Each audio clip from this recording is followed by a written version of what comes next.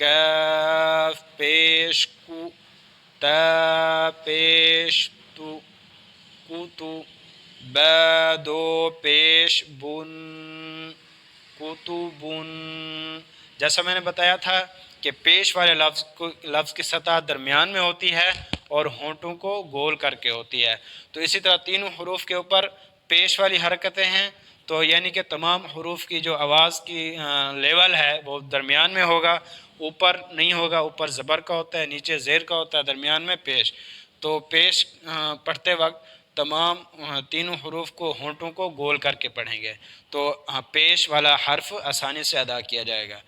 کتبن، کاف زبر کا، سین زبر سا، کسا، با زبر با، کسب، کاف زبر کا، فا زبر فا، کفا، را زبر را، کفر، کاف پیش کو، فا پیش فو، کفو، واو دو زبر ون،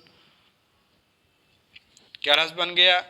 کوفو ون، لام پیش لو، با زبر با، لبا، دال دو زبر دن، لبدن، لام پیش لو، میم زبر ما، لما، زا زبر زا، لمزا، تا دو زیر تن، لمزتن، لمزتن۔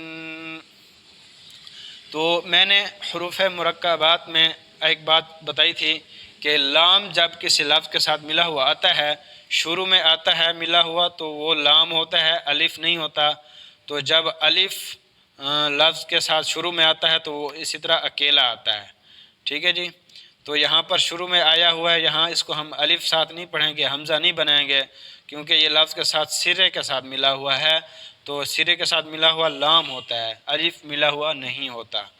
تو یہاں پر بھی لام ہے اور یہاں پر بھی لام ہے اور یہاں پر بھی لام ہے۔ تو یہ بات بچوں میں یہ کنفیوژن رہتی ہے کہ درمیان میں بھی لام آتا ہے، اس کو یہ الف پڑھ رہے ہوتے ہیں، حمزہ پڑھ رہے ہوتے ہیں۔ تو اسی طرح جب لفظ کے ساتھ سرے کے ساتھ ملا ہوا آتا ہے شروع میں اور درمیان میں، وہ لام کا سرہ ہوتا ہے، جبکہ لفظ کے آخر میں آتا ہے جیسے یہ ملا ہوا ہے تو یہ لام نہیں ہے، لفظ کے آخر میں ملا ہوا الف آتا ہے، جبکہ لام آخر میں مکمل حرف آتا ہے، جیسے یہ لام آخر میں مکمل حرف ہے۔ تو شروع میں ملا ہوا ہوگا لفظ کے ساتھ وہ لام کا سرہ ہوگا، ٹھیک ہے جی، اور شروع میں الف آئے گا تو وہ علیحدہ ہوگا، ٹھیک ہے جی، اور درمیان میں بھی اگر اس طرح کا سرہ آئے گا ملا ہوا وہ بھی لام کا سرہ ہوگا، اور آخر میں آئے گا تو الف کا سرہ الف ہوگا، ٹھیک ہے، ملا ہوا لفظ کے ساتھ ملا ہوا الف ہوگا اور لام آخر میں مکمل ہوگا۔ تو یہاں پر ہم کہاں تک پڑھ لیا ہم نے؟ لبدن، لمزتن۔ اگلا لفظ ہے لام زبر لا، ہا زبر ہا، لہا، با دو زیر بن، لہبن، میم زبر ما، سین زبر سا، مسا، دال دو زیر دن، مسدن، نون زبر نا، خا زیر خی، نخی، را زبر را، نخیرا، تا دو زبر تن، نخیرتن۔ یہاں پر الفاظ کی پہچان ہے، ہم نے الفاظ کے سرے پڑھے تھے کہ ایک ان کے نقطوں سے کیسے پہچاننا ہے۔ نون کا سرہ، یہ سرہ جو ہے اوپر ایک نقطہ نون کا ہوتا ہے اور نیچے ایک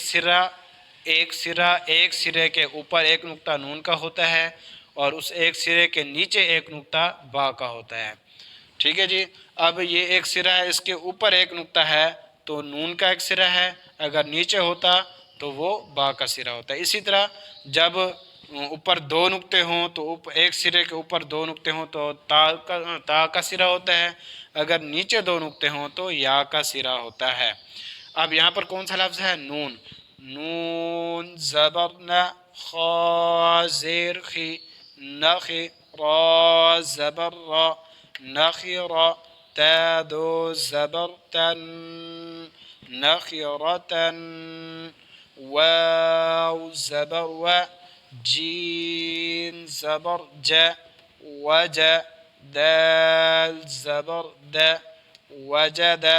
تینوں حروف کی حرکات ایک جیسی ہیں اور الفاظ کی مقدار بھی ایک جیسی ہونی چاہیے، کسی حرف کو خاص کر آخر والے لفظ کو کھینچ کر نہیں ہونا چاہیے، وجد ایسے نہیں ہونا چاہیے، وجد، واو زبر و، سین زبر س، وس، قاف زبر قا، وسق، واو زبر و، قاف زبر قا، وق، با زبر ب، وقب۔ تینوں حروف کی ایک جیسی مقدار ہونی چاہیے۔ تو تھوڑا سا اور ہمارا سبق رہ گیا ہے، ہم اس کو بھی ساتھ مکمل کر لیتے ہیں، اس کو بھی ہم ساتھ مکمل کر لیتے ہیں۔ واو زبر و، لام زبر ل، ولا، دال زبر د، ولد، واو زبر و، ها زبر ه، وه، با زبر ب، وهب، ها پیش ہو، میم زبر م، ہم، ز زبر ز، ہمز، تا دو زیر تین، ہمزتن، ہا پیش ہو، دال دو زبر دن، ہدن۔ تو یہاں تک ہمارا اس تختی کا سبق جوڑ کے ساتھ سبق مکمل ہوا۔ انشاءاللہ اگلے سبق میں ہم اس تختی کو بغیر جوڑ کے اس کی مشق کریں گے۔ آج تک ہمارا سبق مکمل ہوا، انشاءاللہ اگلے سبق میں ملاقات ہوگی۔ اب تک کے لیے اللہ حافظ۔